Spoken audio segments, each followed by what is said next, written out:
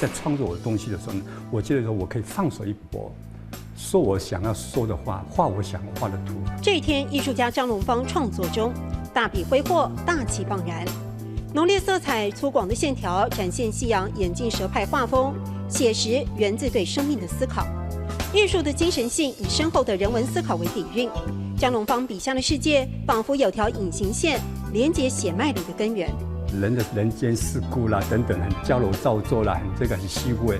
所以我以前我就觉得动物是一个很好的一个内在情感的一个投射。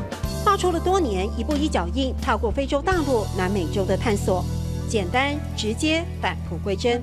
实际去感受有什么不同？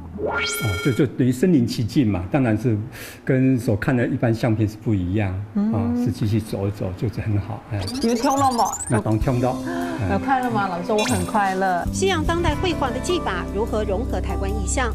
一系列的原住民脸谱画作，以故乡子民为创作语言，画人更画精神。大概100多年前有没有日本人、法国人拍的？我想说那个时候的原住民更有原味。因为现在的原住民舞啦，很多平地人在跳啊，只要穿一个原住民衣服，花花绿绿的就在跳，但是它比较没有原味。温文儒雅的外表下，有着炙热的创作能量。张龙芳坚持回家乡苗栗，回归纯粹的环境。客家人应景精神就是说，不屈服，刻苦耐劳就是说客家也是。其实我说我虽然是画原住民跟画这个动物，其实我还是流露着客家的一个内涵在里面。